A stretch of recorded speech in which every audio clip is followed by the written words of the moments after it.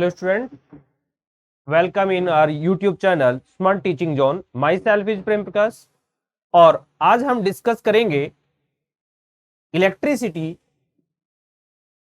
के कुछ टॉपिक्स जिसमें resistance, factor affecting resistance and resistivity. तो स्टार्ट करते हैं। देखो बच्चों, बहुत इंटरेस्टिंग वीडियो है ये। वैसे भी देखा जाए तो इलेक्ट्रिसिटी वाला चैप्टर बहुत ही इंटरेस्टिंग है। बस आपको सीक्वेंसली हर एक कंसेप्ट को डीपली स्टडी करना पड़ेगा, आपको अपना कंसेप्ट क्लियर करना पड़ेगा। फाइन, तो स्टार्ट करते हैं। तो रेजिस्टेंस होता क्या है? अगर हम रेजिस्टेंस की बात करें, what is the resistance? Resistance क्या है? रेजिस्टेंस इज अपोजिशन, मतलब ऑब्स्ट्रक्शन, मतलब रुकावट। किसके रास्ते में रुकावट? इलेक्ट्रिक कंडक्शन के रास्ते। तो कोई वायर है, ये कोई कंडक्टिंग वायर है या कोई भी वायर है, किसी मटेरियल की बनी है। तो जब इसमें इलेक्ट्रिक करंट पास होता है तो क्या पास होता है? चार्ज। जैसा कि हम इससे पहले प्रीवियस वीडियो में बता चुके हैं कि भाई जब आप किसी वायर को किसी बैटरी से कनेक्ट करते हो, ये बैटरी से कनेक्ट किया तो आपने क्या लगाया? इस पर एक पोटेंशियल डिफरेंस अप्लाई किया। ये कोई वायर, रेजिस्टेंस वायर का सिंबल ये होता है, और आपने इसको कनेक्ट किया एक बैटरी से, तो आपने क्या अप्लाई किया? इस पर पोटेंशियल डिफरेंस। तो इसमें करंट पास होता है, इससे करंट फ्लो करता है, मतलब इसमें से चार्ज फ्लो करता है। कैसे? High potential to low potential. ठीक है, और चार्ज किसकी फॉर्म में फ्लो करता है? इलेक्ट्रॉन्स की फॉर्म में। तो इसमें इलेक्ट्रॉन्स मूव करते हैं। Electrons left to right move करेंगे तो current right to left move करेगा। फाइन, तो इस तरीके से यहां पर इलेक्ट्रॉन्स मूव करते हैं, और जब इलेक्ट्रॉन्स मूव करते हैं तो उनके रास्ते में कुछ रुकावट पैदा होती है। उस रुकावट को हम इलेक्ट्रिक रेजिस्टेंस बोलते हैं। अब बात यह है कि ये रुकावट आती कहां से है? ये ऑब्स्ट्रक्शन कौन डेवलप करता है? किसके रास्ते में? इलेक्ट्रॉन के रास्ते में। ये ऑब्स्ट्रक्शन आता कहां से है? तो इसके लिए हमें कुछ जानना होगा। देखते हैं। ये सपोज करो कोई कंडक्टिंग वायर है, और आपने 9th क्लास में पढ़ा था कि everything is made of atoms. तो अगर ये कॉपर वायर है तो किससे मिलके बना है? कॉपर के एटम से। अगर ये आयरन का वायर है तो आयरन के एटम से। सिल्वर वायर है तो सिल्वर के एटम से मिलके बना। और बेटा जो वायर, ये लेट क्या है? ये सिल्वर के एटम्स हैं, ये सब सिल्वर के एटम्स हैं। तो किसी ना किसी मैनर में तो अरेंज होंगे ही। तो जिस भी मैनर में अरेंज है, ये इसके अंदर सिल्वर के एटम्स होंगे। बेटा अगर फिर से थोड़ा सा और हम डीप जाए तो आपको पता है कि ये एटम है, और एटम के अंदर न्यूक्लियस होता है। फाइन, और न्यूक्लियस के चारों तरफ इलेक्ट्रॉन्स रिवॉल्व करते हैं। Electrons are revolved. फाइन, अब जो सबसे बाहर वाला इलेक्ट्रॉन है, दिस वन, जिसको बोलते हैं वैलेंस इलेक्ट्रॉन, ये सबसे लूजली बाइंड है न्यूक्लियस से, क्योंकि न्यूक्लियस से डिस्टेंस ज्यादा है, तो इस पर अट्रैक्शन फोर्स कम है। और कोई भी चीज अगर रिवॉल्व कर रही है, न्यूक्लियस के चारों तरफ घूम रही है, तो उस पर एक सेंट्रीपिटल फोर्स, सेंट्रीफ्यूगल फोर्स भी लगती है। तो इस पर एक बाहर की ओर फोर्स लग रही है, mv²/r, जो घूमने के लिए, रोटेट करने के लिए फोर्स रेस्पॉन्सिबल होती है। तो क्योंकि इलेक्ट्रॉन की स्पीड बहुत ज्यादा है और अट्रैक्शन फोर्स है कम, न्यूक्लियस से डिस्टेंस ज्यादा है, अट्रैक्शन फोर्स कम है, और बाहर की ओर लगने वाली फोर्स ज्यादा है, तो ये इलेक्ट्रॉन यहां इस वैलेंस सेल में रिवॉल्व नहीं कर पाता। ये इस सेल से बाहर आ जाता है और आके कहां चला जाता है? ये जो फ्री स्पेस है, इनमें ये इलेक्ट्रॉन्स आ जाते हैं। इलेक्ट्रॉन्स अपनी ऑर्बिट से निकल के कहां जाते हैं? इन इंटर एटॉमिक स्पेस में। तो जितने भी एटम्स हैं कंडक्टर के अंदर, वो सब ने अपने अपने इलेक्ट्रॉन्स लूज किए हुए हैं। ये इलेक्ट्रॉन्स लूज किए हुए हैं, और जब एटम इलेक्ट्रॉन लूज कर देता है तो क्या बनाता है वो? Cation. It gets positively charge, या it gets positive charge, and the electrons become free. और इन इलेक्ट्रॉन्स को हम बोलते हैं फ्री इलेक्ट्रॉन। तो कोई भी मटेरियल जिसमें ये फ्री इलेक्ट्रॉन्स अवेलेबल होते हैं वो कंडक्टर होता है, और जिसमें ये फ्री इलेक्ट्रॉन्स कम होते हैं वो सेमीकंडक्टर्स होते हैं, और जिनमें ये फ्री इलेक्ट्रॉन्स नहीं होते वो इंसुलेटर होते हैं, या बैड कंडक्टर ऑफ इलेक्ट्रिसिटी। आज मैंने यहां पे एक टर्म्स यूज किया, सेमीकंडक्टर। अगर आप देखो, सेमीकंडक्टर डिवाइसेस के बारे में जब से ह्यूमन को पता चला है कि ये सेमीकंडक्टर डिवाइसेस कैसे बनती है, सेमीकंडक्टर्स क्या होते हैं और हम इनको कहां यूज कर सकते हैं, तब से टेक्नोलॉजी में बहुत जबरदस्त बूम आया। टेक्नोलॉजी सबसे ज्यादा तरक्की टेक्नोलॉजी ने सेमीकंडक्टर्स के आविष्कार के बाद ही पॉसिबल हुई है। तो जैसे ही सेमीकंडक्टर इन्वेंट हुए उसके बाद ये सब कुछ टेक्नोलॉजी चेंज हो गई। आज जो हमारे हाथों में लेटेस्ट फोन है, इतने हाई स्पीड फोन है जिनमें इतने स्पीड से चलने वाला प्रोसेसर है, आपके पास कंप्यूटर है, लैपटॉप है, तो वो सब कुछ पॉसिबल हो पाया है सेमीकंडक्टर डिवाइसेस से। तो जो आपने बहुत बार सुना होगा, सिलिकॉन चिप, जर्मेनियम, ठीक है, जर्मेनियम चिप, सिलिकॉन चिप, वो सब क्या है? सेमीकंडक्टर डिवाइसेस है। तो उनके बारे में हम डिस्कस नहीं कर रहे, हम तो यहीं पे आ रहे। तो जिसमें फ्री इलेक्ट्रॉन्स है वो कंडक्टर, जिसमें फ्री इलेक्ट्रॉन्स कम होते हैं वो सेमीकंडक्टर, और जिसमें ये फ्री इलेक्ट्रॉन्स नहीं होते, क्योंकि यही रेस्पॉन्सिबल है, जो इस वायर से इलेक्ट्रॉन्स मूव कर रहे हैं, कौन चल रहा है? Free electrons. तो जिसमें फ्री इलेक्ट्रॉन्स है वो कंडक्टर, जिसमें कम है सेमीकंडक्टर, जिसमें नहीं है तो उसमें चार्ज कंडक्ट करने के लिए कुछ है ही नहीं, तो दीज आर इंसुलेटर। फाइन। अब जब ये इलेक्ट्रॉन आपने इस वायर से क्या किया? पोटेंशियल डिफरेंस मतलब बैटरी कनेक्ट कर दी, ये बैटरी लगा दी, तो ये पॉजिटिव और ये नेगेटिव। तो आप सबको पता है बेटा कि इलेक्ट्रॉन्स पर कैसा चार्ज होता है? Negative charge. ये टर्मिनल बैटरी का क्या है? Positive, this one is negative. तो इलेक्ट्रॉन्स पॉजिटिव चार्ज की ओर अट्रैक्ट होते हैं, ठीक है। तो ये इलेक्ट्रॉन पॉजिटिव चार्ज की ओर मूव करने लगते हैं, अट्रैक्ट होंगे पॉजिटिव चार्ज की ओर, तो इलेक्ट्रॉन्स मूव करेंगे ये डायरेक्शन में, पॉजिटिव टू नेगेटिव। फाइन। लेकिन मैंने तुम्हें बताया था कि इलेक्ट्रिक करंट ऑलवेज फ्लो करता है इन अपोजिट डायरेक्शन। किसके opposite direction? Flow of electron. अगर electron A to B flow कर रहे हैं तो इलेक्ट्रिक करंट जो है वो बी टू ए फ्लो करेगा। फाइन। तो यहां से इलेक्ट्रॉन जा रहे हैं ऐसे, ये डायरेक्शन में। फाइन। तो इलेक्ट्रिक करंट की डायरेक्शन होती है पॉजिटिव टू नेगेटिव, ठीक है, in outside, positive to negative, ऐसे, ठीक है। और इलेक्ट्रॉन कैसे मूव कर रहे हैं? Negative to positive. तो अब जब ये इलेक्ट्रॉन्स इस वायर के अंदर मूव करेंगे तो ये इलेक्ट्रॉन है, ये यहां पे कोलाइड कर जाएगा, ये यहां पे टकराएगा, यहां पे कोलाइड कर जाएगा, फिर ये चलेगा यहां पे कोलाइड कर जाएगा, फिर ये यहां पे कोलाइड कर जाएगा, ये फिर यहां पे कोलाइड करेगा। तो इस टाइप से वायर के अंदर, क्योंकि रोड नहीं है कि इलेक्ट्रॉन्स के रास्ते में कोई रुकावट ही नहीं है, तो जो ये कैटायंस हैं, ये कैटायंस, ये इलेक्ट्रॉन्स के रास्ते में एक रुकावट, ऑब्स्ट्रक्शन डेवलप करते हैं, और this obstruction is called electric resistance. तो इलेक्ट्रिक रेजिस्टेंस क्या हुआ और कौन देते हैं?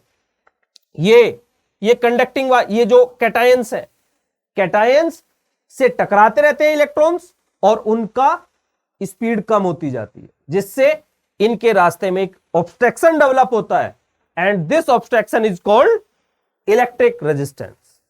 फाइन। अब ये इलेक्ट्रिक रेजिस्टेंस कौन कौन से फैक्टर पे डिपेंड करता है? फर्स्ट फैक्टर है लेंथ ऑफ द कंडक्टर। जो कंडक्टिंग वायर है उसकी लेंथ पर। देखो बच्चों, जितनी बड़ी लेंथ होगी इस वायर की, ठीक है, उतने ही ज्यादा कोलिजन होंगे। किससे? कैटायन से।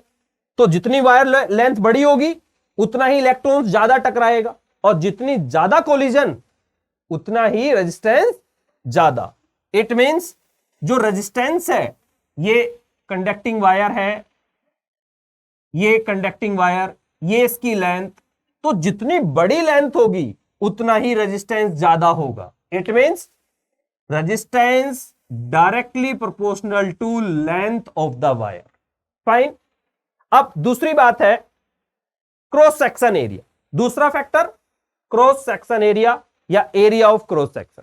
इस पे कैसे डिपेंड करेगा? देखो भाई, जितना वायर मोटा होगा, मतलब जिसका क्रॉस सेक्शन एरिया ज्यादा होगा, ठीक है, सपोज करो एक पैसेज है, उसमें लोगों को निकलना है, पैसेज है पतला, नैरो है, तो जब एक भीड़ एक नैरो पैसेज से निकलेगी तो धक्का मुक्की होगी, क्योंकि पैसेज नैरो है, तो रेजिस्टेंस ज्यादा होगा। वैसे ही अगर रोड पतली हो और ट्रैफिक ज्यादा हो तो गाड़ी की स्पीड अपने आप ही स्लो हो जाएगी। एक गाड़ी दूसरे गाड़ी को क्या करेगा? रेजिस्टेंस देगा। तो बिल्कुल सेम वे में अगर रोड चौड़ी हो, ठीक है, वाइड रोड हो, तो उस पर ट्रैफिक इजीली स्मूथली मूव करता है। तो वैसे ही जैसे अगर वायर क्रॉस सेक्शन एरिया बढ़ाएगा तो बढ़ेगा तो क्या होगा? रेजिस्टेंस कम हो जाएगा। जैसे जैसे मोटा वायर होगा, थिक वायर होगा, उसका रेजिस्टेंस कम होता जाएगा। मतलब मोर क्रॉस सेक्शन एरिया, रेजिस्टेंस कम। तो इसको क्या बोलते हैं हम? Inversely proportional. जब एक फैक्टर बढ़ रहा हो दूसरा कम हो रहा हो तो it is called inversely proportional. It means जो रेजिस्टेंस है इस क्रॉस सेक्शन एरिया के इनवर्सली प्रोपोर्शनल होता है, 1/A। फाइन। अब दूसरा है नेचर ऑफ द मटेरियल। भाई आपको पता है कि कुछ कंडक्टर होते हैं, कुछ सेमीकंडक्टर्स होते हैं, मतलब ये number of free electrons. Number of free electrons किस पे डिपेंड करते हैं? नेचर पर, उस मटेरियल की नेचर पे डिपेंड करते हैं। तो इसीलिए सेकंड है नेचर, ठीक है। तो हर एक मटेरियल का अपना अपना एक स्पेसिफिक रेजिस्टेंस होता है, ठीक है। तो जिसको हम रेजिस्टिविटी बोलते हैं, तो रेजिस्टिविटी किसकी है? मटेरियल की है। तो अभी हम इसको डिस्कस करेंगे, रेजिस्टिविटी। तो resistivity of the material depends on the material. तो जैसे कॉपर है, कॉपर की कुछ रेजिस्टिविटी होती है। सिल्वर है, सिल्वर की अलग रेजिस्टिविटी होगी, ठीक है। आयरन है, आयरन की अलग होगी। तो रेजिस्टिविटी सिल्वर की सबसे कम होती है, इसीलिए सिल्वर सबसे अच्छा कंडक्टर है, क्योंकि रेजिस्टिविटी कम है तो रेजिस्टेंस भी कम होगा। तो इलेक्ट्रिक कंडक्शन सबसे ज्यादा होगा किसके अंदर? सिल्वर में। तो silver is the best conductor of electricity. Fine. तो नेक्स्ट है टेम्परेचर। फोर्थ फैक्टर है जिस पर रेजिस्टेंस डिपेंड करता है, वो क्या है? टेम्परेचर। देखो भाई, टेम्परेचर पे कैसे डिपेंड करेगा भाई? टेम्परेचर बढ़ेगा तो जो ये इलेक्ट्रॉन्स हैं जो मूव कर रहे हैं इसके अंदर, उनकी स्पीड बढ़ जाएगी, और जब स्पीड बढ़ेगी तो क्या होगा? इलेक्ट्रॉन यहां से यहां तक जाने में कम टाइम लगाएगा, मतलब जो कोलिजन है वो जल्दी जल्दी होगी, और जितनी कोलिजन फास्टली होगी उतना ही रेजिस्टेंस ज्यादा होगा, ठीक है। तो ये कोलिजन फास्टली होने लगती हैं जिससे रेजिस्टेंस बढ़ जाता है। तो टेम्परेचर बढ़ेगा तो रेजिस्टेंस भी बढ़ जाता है। तो ये फैक्टर्स हैं, first length, area of cross section, nature and the temperature. और अब हम डिस्कस करते हैं रेजिस्टिविटी, जो नेचर पे डिपेंड करती है। मतलब रेजिस्टिविटी मटेरियल की होती है। अगर आपके पास में एक 1 मीटर का लेंथ का कॉपर वायर है, एक दूसरा वायर है जो 2 मीटर लेंथ का कॉपर वायर है, दोनों की रेजिस्टिविटी सेम होगी, क्योंकि रेजिस्टिविटी वायर की नहीं होती, मटेरियल की होती है। अगर आपने एक 1 मीटर का कॉपर वायर लिया, एक दूसरा वायर लिया 1 मीटर का सिल्वर वायर लिया, तो रेजिस्टिविटी दोनों की अलग अलग होंगी, क्योंकि दोनों का मटेरियल अलग अलग है। तो मतलब resistivity depends on the nature of the material. ठीक है, तो अब हम डिस्कस करते हैं किस पर, रेजिस्टिविटी पर। तो रेजिस्टिविटी क्या होता है उसको देखते हैं। तो रेजिस्टिविटी, जिसको हम स्पेसिफिक रेजिस्टेंस भी बोलते हैं, तो अभी हमने आपसे डिस्कस किया था फैक्टर्स अफेक्टिंग रेजिस्टेंस। तो उसमें बताया था कि ये कोई क्या है, कंडक्टिंग वायर है, जिसका ये क्रॉस सेक्शन एरिया है A और इसकी लेंथ है L, ये लेंथ है L। तो resistance of this conducting wire is directly proportional to L। तो जितनी ज्यादा लेंथ होगी उतना ही ज्यादा रेजिस्टेंस होगा, मतलब R directly proportional to L। Equation first. Second क्या बताया था कि क्रॉस सेक्शन एरिया, जितना ज्यादा क्रॉस सेक्शन एरिया होगा, जितना थिक वायर होगा, उतना ही रेजिस्टेंस कम होता है, मतलब इनवर्सली प्रोपोर्शनल होता है। अगर मैं इन दोनों को इक्वेशन को कनेक्ट कर दूं तो क्या बनेगा, R inversely proportional to L by A। फाइन। तो आपको पता है कि डायरेक्टली प्रोपोर्शनल का साइन हटाते हैं तो एक कांस्टेंट भी लगाते हैं, तो कांस्टेंट लगाते हैं हम रो, L बाई A। तो ये रो क्या है, रो इज रेजिस्टिविटी। यही रेजिस्टिविटी है जो मटेरियल पे डिपेंड करती है। फाइन। तो रो क्या है, this is resistivity, resistivity. Fine. तो यहां से अगर मैं रेजिस्टिविटी को फाइंड आउट करूं तो rho equals to R A by L। Fine. तो अगर मुझे इसको डिफाइन करना हो, रेजिस्टिविटी को डिफाइन करना हो, तो कैसे करेंगे। ये तो हमने फॉर्मूला, हमने रेजिस्टिविटी का फाइंड आउट कर लिया है। अब मैं चाहता हूं इसको डिफाइन करना, तो कैसे डिफाइन करेंगे। देखो भाई, ये कोई कंडक्टिंग वायर है या रेजिस्टेंस वायर है जिसका क्रॉस सेक्शन एरिया A कितना है, 1 मीटर स्क्वायर। 1 मीटर स्क्वायर इसका क्रॉस सेक्शन एरिया है, और लेंथ कितनी है, L equals to 1 metre. Fine. तो यहां पर रेजिस्टिविटी क्या हो जाएगी, rho equals to R 1 metre square upon में 1 मीटर। तो कितना आया, रो इक्वल्स टू R, 1 से 1 कट जाएगा। तो इसका मतलब क्या हुआ कि रेजिस्टिविटी तो रेजिस्टेंस के इक्वल हो गई, लेकिन एक स्पेशल केस में। और वो केस क्या है कि जो ये वायर है इसका cross section area 1 metre square होना चाहिए, इसकी लेंथ कितनी होनी चाहिए, 1 मीटर। तो जो भी इसका रेजिस्टेंस होगा वो इस मटेरियल की, जिस मटेरियल का ये बना है उस मटेरियल की रेजिस्टिविटी होगी।